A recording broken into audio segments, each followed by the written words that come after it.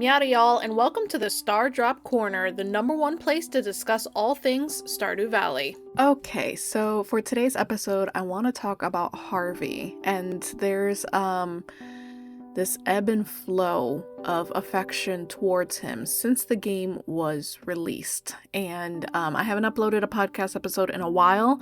I don't have a schedule for it. It's just when my thoughts come to my head, and I actually have something that I want to talk about, I upload a podcast.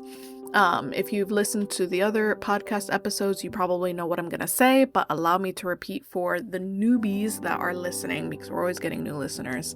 The podcast episodes are unedited. There is no script. I'm just word vomiting, yapping at y'all. It is possible that I still will make a video about the topic, but as of right now, it's just the podcast. Actually, of all of the podcast episodes I've made, the only ones that I've made a video on is the first episode, which is Shane That Bad, and I want to make an actual video about everything I discussed in the podcast episode in defense of Elliot, but I know that's going to be kind of a big video, so I just keep putting it off and working on other things. Anyways, but for this episode, we are talking about Harvey, and it's one of those things where if you've only been playing Stardew Valley for like a year or two, you're probably not going to know what the hell I'm talking about. But please, please, please, please don't let that deter you from continuing on with this episode. It's a pretty interesting phenomenon that happens with media. I won't say video games, it happens with everything. Where in the first couple of years, it's, the giant boom, usually. Sometimes the boom comes later, I understand that.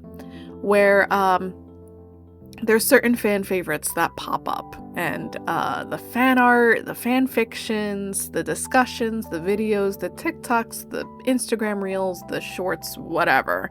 All of the content that is getting pushed out by artists, writers, etc., because of their love of this character is like, oh my god, you're eating very well every single day if you also love that character.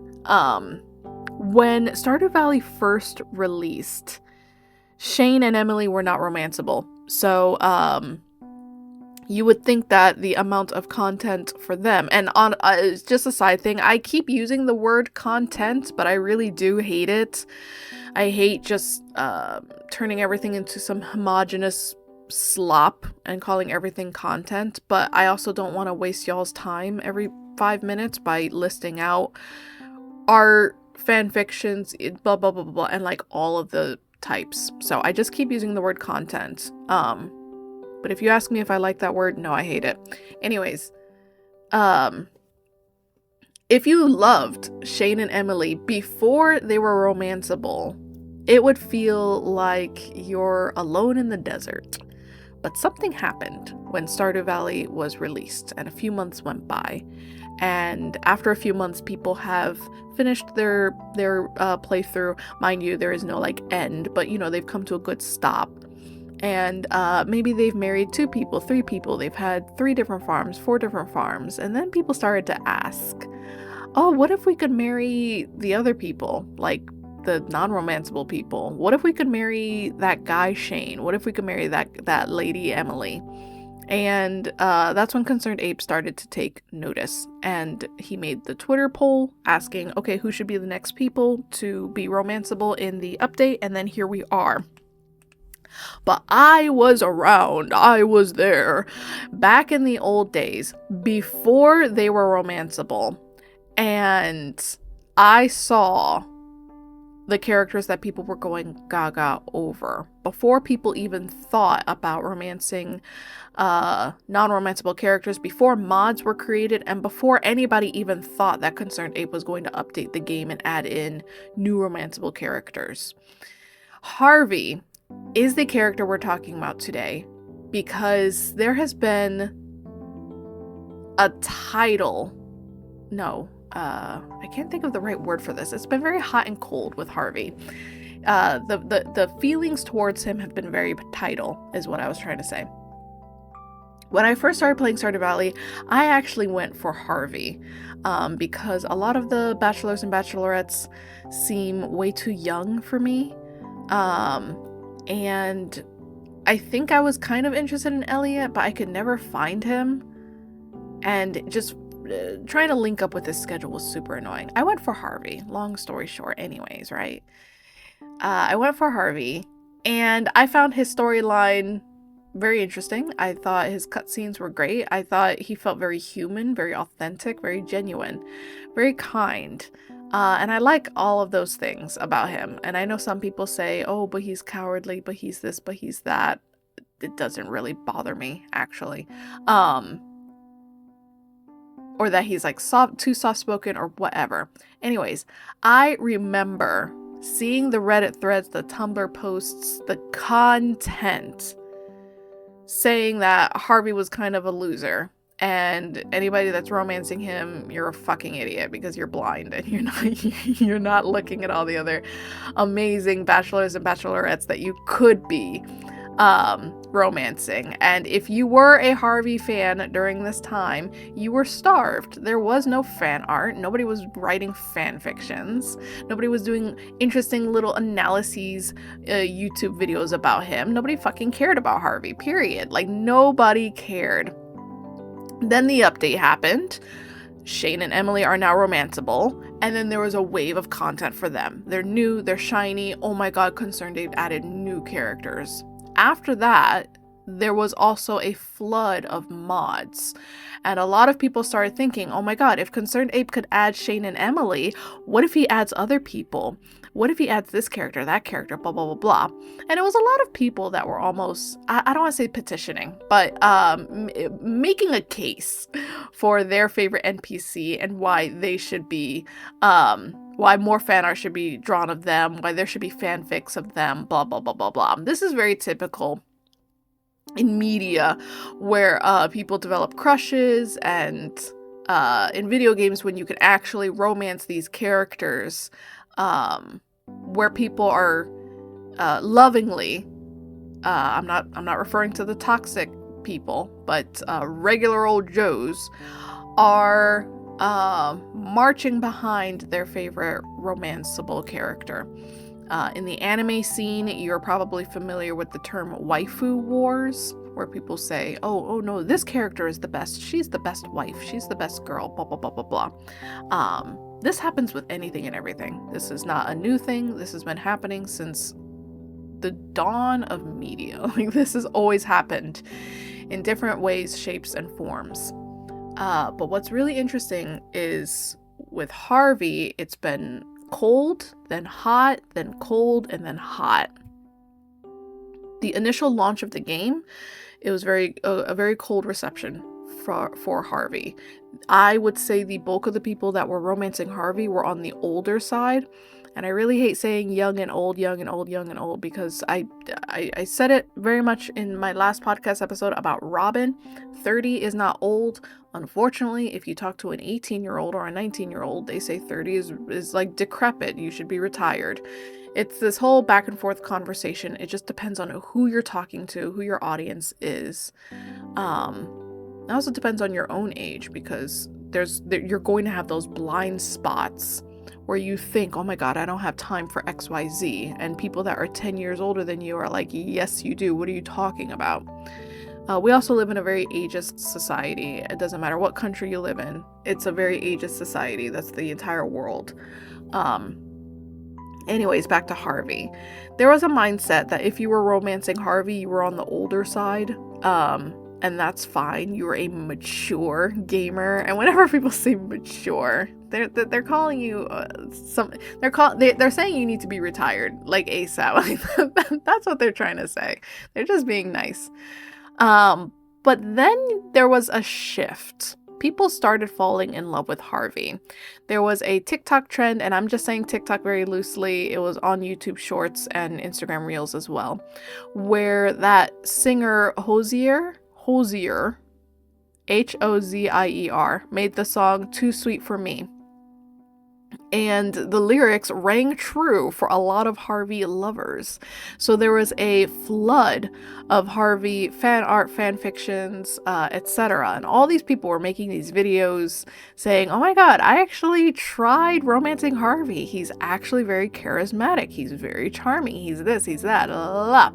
And then all of the old Harvey fans are like, we've been saying that for years. What are you guys on about?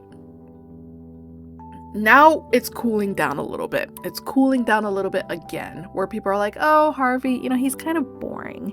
He's not very interesting. It's the concept of this hot, cold, feelings towards these characters. I see it in literally everything.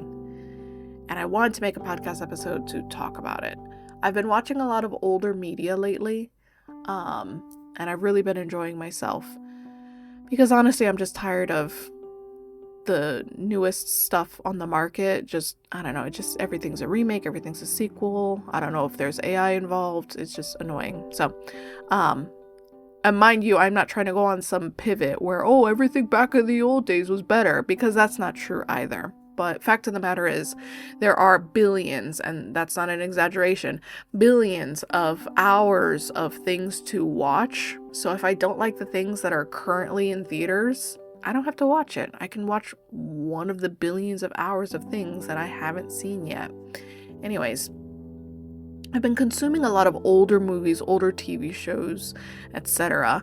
And I'll actually look up old forum posts discussing certain characters, certain episodes, certain arcs in certain episodes. And I'm finding forum threads from 15 years ago, blah, blah, blah, blah, blah, where people are talking about characters. And you see so many people that are like, oh yeah, I loved this character, oh my god, da da da.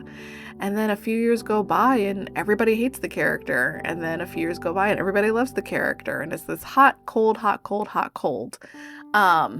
Which would make sense concerning things that are episodic, because of course you might like somebody in episode 1, but in episode 10 they do something horrible and irredeemable and then you hate them.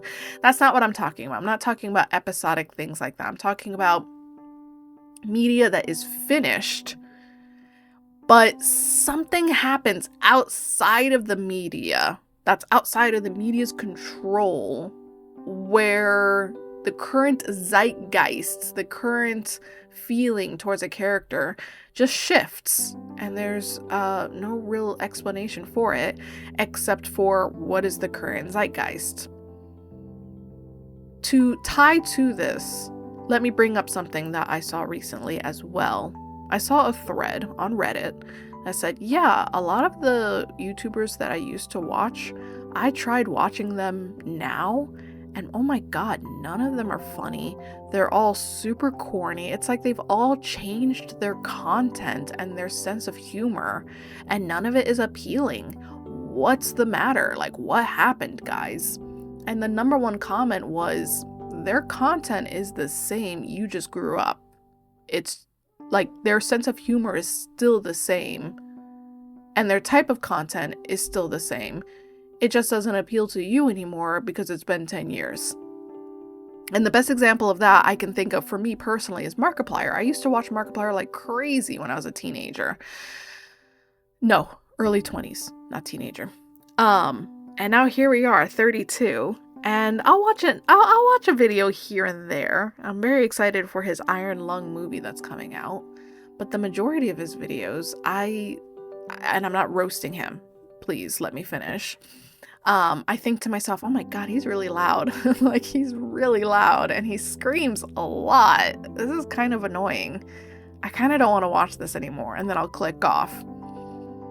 If you watch a video of his from 10 years ago, go on his channel and scroll back far enough, he has always been loud. He's just a loud person.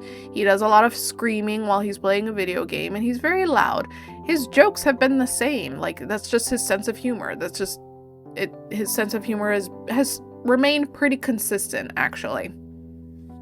So it's not that Markiplier changed like crazy. I changed.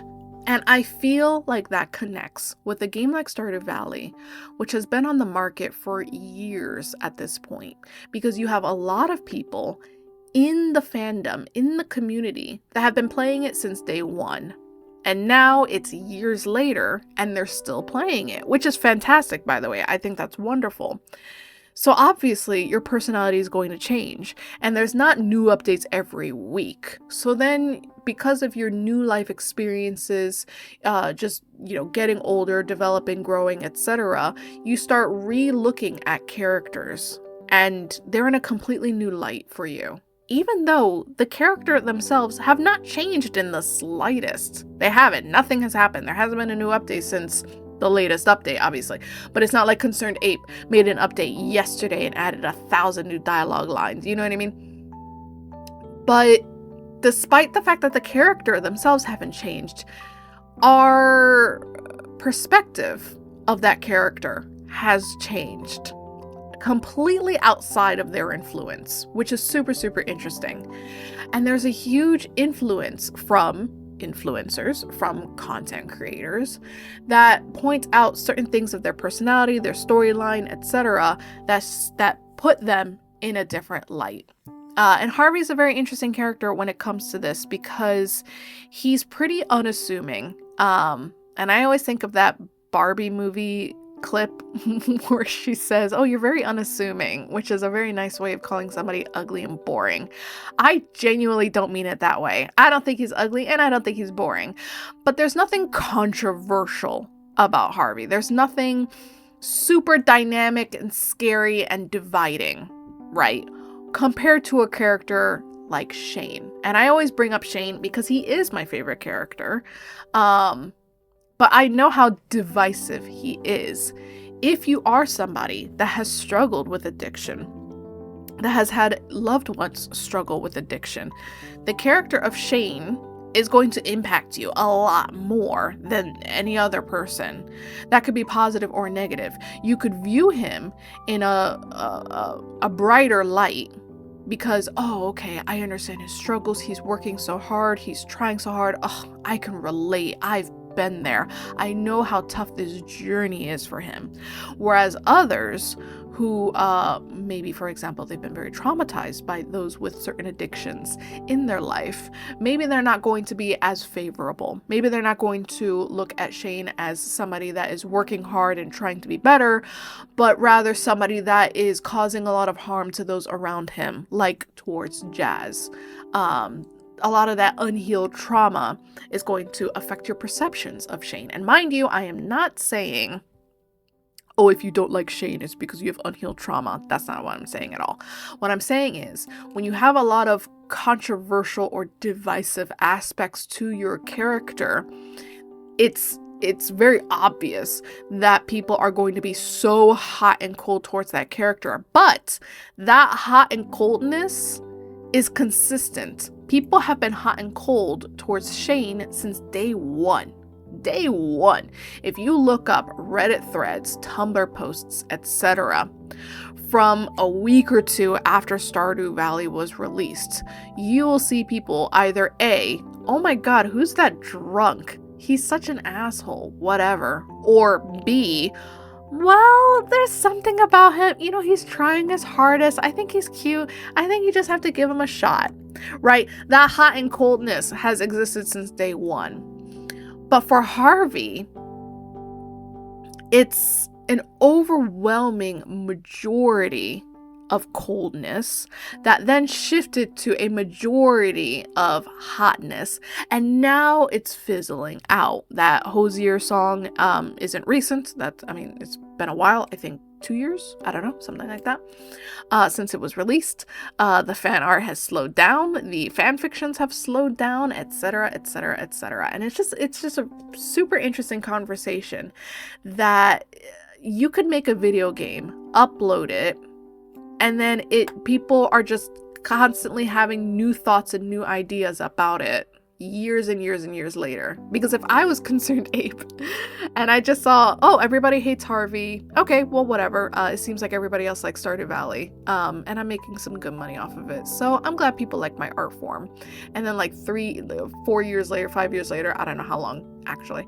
Oh, everybody loves him? Was there a bug? Did I accidentally leave like a hidden piece of dialogue that people are just now finding? Is there a secret that everybody's just now finding?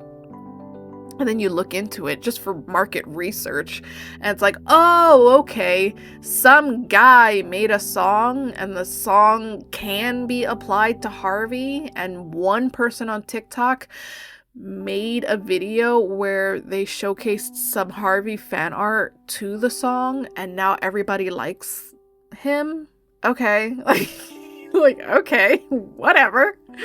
And then like a year or two goes by, oh, nobody really cares for Harvey anymore. Okay. It's really interesting that you can create a piece of art, and the perception of that art is just going to ebb and flow throughout the years. And I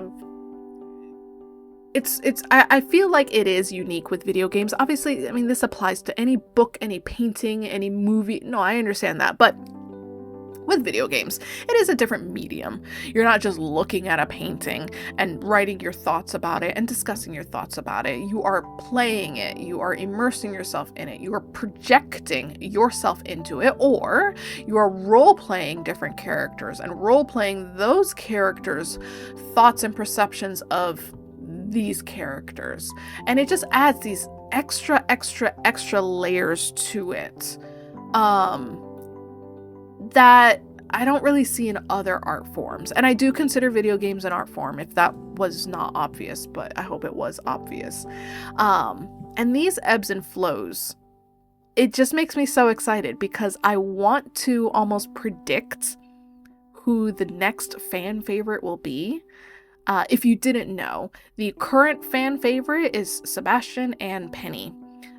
Before Penny, it was Haley, but now I'm starting to see it die down a little bit. And the reason for that, and I keep bringing up TikTok, mind you, I'm not even on TikTok anymore, but you cannot deny the influence of TikTok and how certain trends, certain discourse will appear on TikTok, and then all of a sudden it's all over Tumblr, it's all over Reddit, it's all over YouTube Shorts, and it's all over Instagram Reels. So when I say TikTok, I just mean the internet zeitgeist, I guess.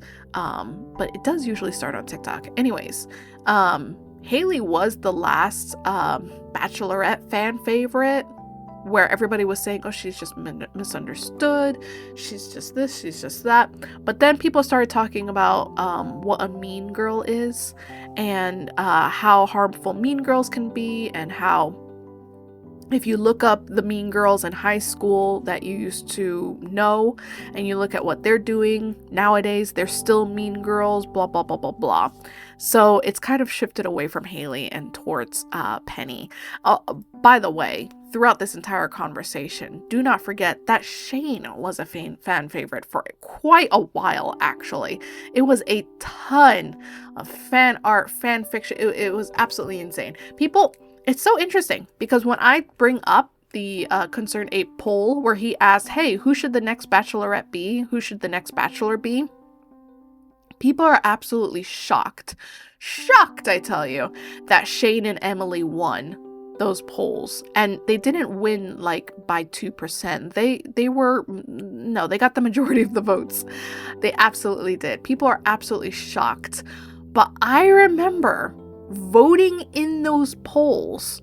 The poll was up for like 2 days by the time I got to it, and I remember clicking Shane and clicking Emily and seeing that they were so far in the lead, and all of the comments were crazy, saying, oh my god, it has to be Shane, it has to be Shane, it has to be Emily, oh my god, Emily, please. All of the Tumblr posts saying, hey guys, go please go vote Emily, go vote Shane. All of the Reddit threads. It was absolutely insane. It was a landslide. Now, as I'm saying this, you might be tempted to open up a link and pull up those polls and see that, it wasn't 98% Shane. She's lying. Listen. as the time went on and the poll was getting closer and closer to closing, a lot of people were like, oh no, I don't want this character, anybody but this character, and then they just voted for other people, just because they didn't want Shane or they didn't want Emily. But that doesn't actually mean that they wanted those other characters that badly. Back in the day, there weren't a million Linus lovers. Like, there weren't. And I'm very, very, very interested in doing a video talking about Linus, actually, because I remember Stardew Valley came out, everybody was talking about their favorite characters, least favorite characters, etc. And the majority of people hated Linus. They hated the fact that he is homeless. They thought he was a mooch, that he was scamming everybody, that he was constantly throwing a pity party, and, you know, constantly begging for sympathy. And now years have gone by. A lot of the people that started playing Stardew Valley are now older, obviously. Time has gone on. And those people have struggled financially themselves. Whether or not they struggled with unemployment or perhaps housing insecurity, but those people are now older, more developed, and they've gone through their own struggles in their life. Now I'm seeing a lot of sympathy for Linus. I'm seeing a lot of people say, no, Linus is actually a sweetheart. You don't know his story, etc., etc., etc. This ties back to my previous point. When you have more experiences in life, you're going to look at these characters a little bit differently. You're growing alongside with them, which I just think is super, super interesting. And all the people that started med school the second Stardew Valley came out, I cannot wait for there to be a flood of new doctors that are, you know, suddenly making all of these posts. Oh, actually, Harvey's a very sympathetic character. Actually, I really, really love Harvey. Guys, trust me. Just give it some time and there's going to be a wave. Stardew Valley release date. I forgot the exact year. 2016. So if you went into med school in 2016, we are now in 2026. I think you have to do 4 years undergraduate, 4 years post, then 2 years intern, and 1 year residency, I think. So that's 8 years, 9, 10. I think it's like 11 or 12 years, and then you're an actual, I don't want to say actual doctor, excuse me. Obviously, you get your fancy, you know, oh my god, I'm like drawing a blank on the words. You're a doctor even when you're a resident. I understand that. I know. Please, med students, do not yell at me in the comments. But I mean, you're not being shadowed by anybody. Nobody is like double checking your work. You're not an intern. You're not a resident. Full-fledged, 100% doctor. Maybe even have your own clinic. It's like something like 10 years, 12 years. So if there is another wave of Harvey love, I am telling you right now, it's gonna be because all of the med students have graduated and they've done all of their medical studies, they've done all their residency, they are done, they are ready, and now they're looking back on Harvey and they're thinking a little bit differently. They're thinking, you know what? Actually, he is very interesting. He's very charming. He's very handsome and he's very charismatic. I'm telling you guys, I'm telling you. So I'm always interested in these new waves of interest towards these characters. And I don't think it's going to be Harvey next because Harvey was so recent. Right now it's Sebastian and Penny. I'm super excited to see who will be next. Honestly, my prediction... Well, I guess it depends if Concerned Ape is going to add new romanceable characters in the newest update, and I don't know if he is. If he does add new ones, then it's going to be them, for sure. They will be new and shiny, just like Shane and Emily. But I think it's going to be Sam and Abigail. The reason that I'm saying that is because a lot of the main demographic of Stardew Valley is aging. They are going into late 20s, early 30s. And because there's a lot of huge life changes during that period, I think they're going to start looking back at some of the younger coded characters like Sam and Abigail. And it's going to be very refreshing. It's not going to be, oh, Sam is so immature. No. It won't be that anymore. It'll be, you know what? He's very creative, and he views the world with a childlike wonder. Do you see? It's gonna shift. It's going to shift. That's my prediction. Let me know what y'all's are. Thank you so much for listening to this podcast episode. I am going to do another one soon because I actually want to do one about Linus. I have a lot of thoughts about that one. But thank you so much for listening, and I will see you in the next podcast episode or the next video. Bye.